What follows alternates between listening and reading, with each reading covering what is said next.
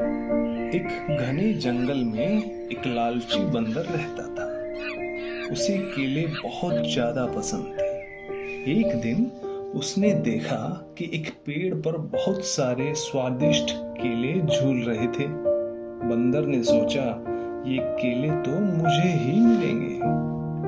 वह एक पेड़ से दूसरे पेड़ कूदता हुआ केलों के गुच्छे के पास पहुंचा और उन्हें पकड़ने के लिए झपट पड़ा। बंदर ने केले इकट्ठे करना शुरू कर दिया। उसकी आंखों में केवल केले ही केले थे, बाकी किसी चीज का ध्यान नहीं था। बंदर ने ढेर सारे केले इकट्ठे कर लिए। वह बहुत ज्यादा खुश था, क्योंकि उसे लगा कि अब उसे कभी भूखा नहीं रहना पड़ेगा। लेकिन उसका लालच खत्म नहीं हुआ। वह और ज्यादा केले लेने के लिए पेड़ की सबसे ऊंची शाखा पर चढ़ने लगा। बंदर बहुत ऊंचाई पर चढ़ गया। उसने और केले तोड़ने शुरू कर दिए, लेकिन अब वह बहुत भारी हो गया था और शाखा भी टूटने लगी। बंदर घबराया, लेकिन उसके लालच ने उसे रोका। बंदर शाखा से गिर पड़ा और सारे केले भी उसके साथ गिर गए। वह गिरते समय जोर से चिल्लाया, अब मेरा क्या होगा? बंदर जमीन पर गिरा हुआ था। उसके सारे केले बिखर गए थे। उसे समझ में आ गया कि उसके लालच ने ही उसे नुकसान पहुंचाया था। दूसरे जानवरों ने आकर उसे समझाया, अगर तुम अपनी जरूरत से ज्यादा लालच नहीं करते तो सब ठीक रहता। बंदर ने अपनी गलती मानी और दूसरे जानवरों के साथ मिलकर केले बांटने का फैसला किया। वह अब समझ चुका था कि दूसरों के साथ चीजें बांटना ज्यादा अच्छा होता है। इस कहानी से हमें ये सीख मिलती है कि लालच बुरी बात है और हमें अपनी जरूरत के हिसाब से ही चीजों का इस्तेमाल करना चाहिए।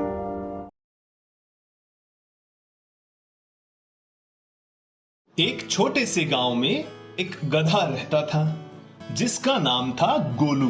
गोलू बहुत ही ईमानदार और मेहनती था। वह हर रोज गांव के लोगों की मदद करता और अपना काम ईमानदारी से करता। उसका स्वभाव बहुत ही अच्छा था, जिसकी वजह से सभी उसे पसंद करते थे।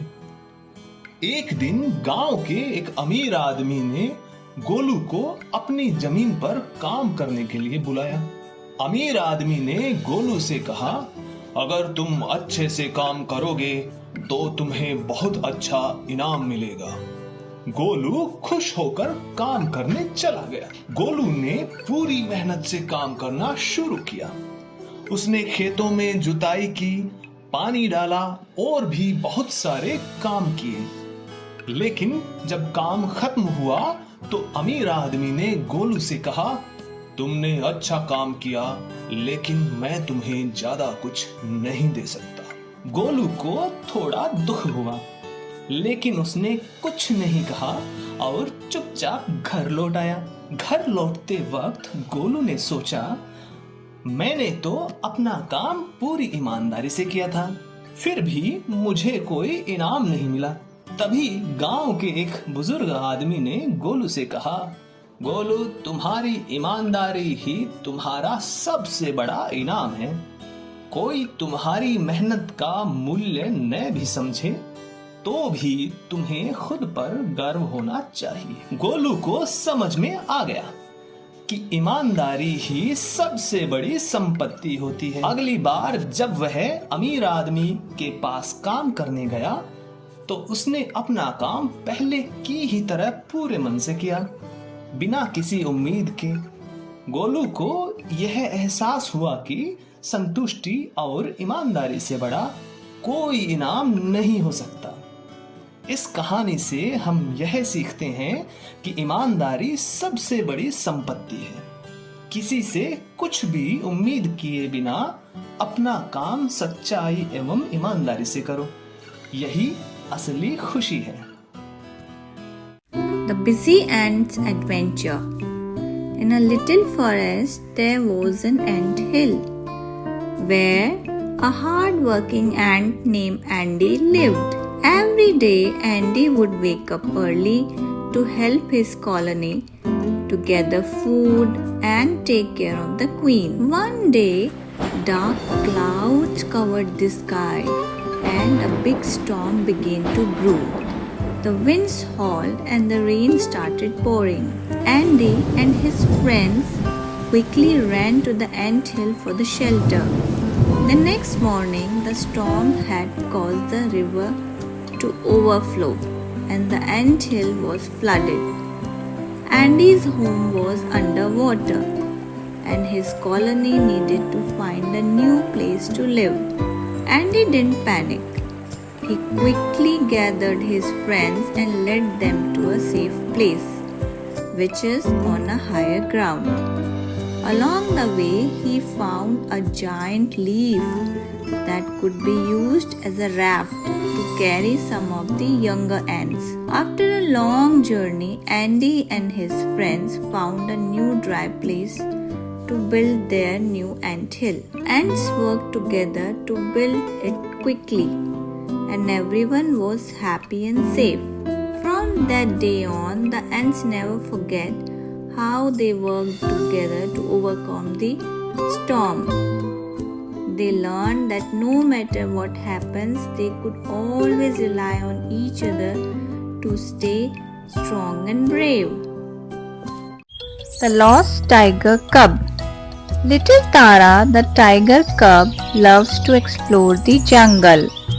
One sunny morning, she sneaks away from her mother to explore a mysterious part of the jungle, which she has never seen before. As Tara walks deeper into the jungle, she hears a loud, friendly laugh. She follows the sound and finds a group of playful monkeys. They were swinging from the trees. Tara tries to follow the monkeys but loses the sight of them as she ventures further into the jungle. Suddenly, she realizes she is lost and feels scared. Just as Tara starts to feel anxious, a wise old owl named Oliver swoops down from a nearby tree. He tells Tara that he knows the way back home. Oliver the owl leads Tara through the jungle, past bubbling streams and under arching vines. Finally, they reach Tara's home, where her mother is waiting. Tara is so happy to be back. Tara promises her mother that she will never wander too far again. They cuddle together and Tara falls asleep, dreaming of a new jungle adventure, this time with her mother by her side.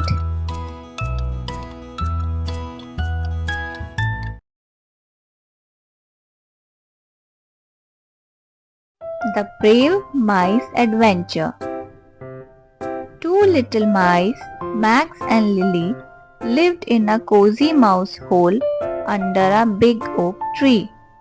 They spent their days playing, eating cheese, and exploring the nearby fields. Max, the curious mouse, always dreamed of adventure, while Lily loved staying safe at home. One sunny morning, Max excitedly told Lily that he had learned about a magical garden which is filled with sweet berries and shiny flowers. Far beyond the fields they knew. Lily was nervous, but Max promised that they would be careful Max and Lily set off into the tall grass, their tiny paws tapping along the path. Along the way, they met a butterfly that told them of a shortcut through the woods. Max was always eager and wanted to know about it, but Lily wasn't so sure. As they entered the forest, the trees grew tall and dark. The air was cool and strange sounds echoed around them. Max bravely led the way, but Lily clung close to him, her eyes wide with caution. Suddenly, they heard a rustling sound from the bushes. Out of the bushes, a large owl appeared. Its big eyes glowed in the dark, and its feathers seemed to shimmer in the moonlight. Max stood frozen, but Lily quickly thought of a plan. She whispered to Max, "Let's run for the bushes and hide." After escaping the owl, Max and Lily finally reached the magical garden. It was filled with colorful berries, glowing flowers, and soft, sweet-smelling grass. They danced around, enjoying the beauty and sweetness of their adventure. As the sun began to set, Max and Lily knew it was time to head back home. They walked in hand through the fields, tired but happy, knowing they would always have each other. The cozy mousehole awaited them, and they snuggled in for a peaceful sleep.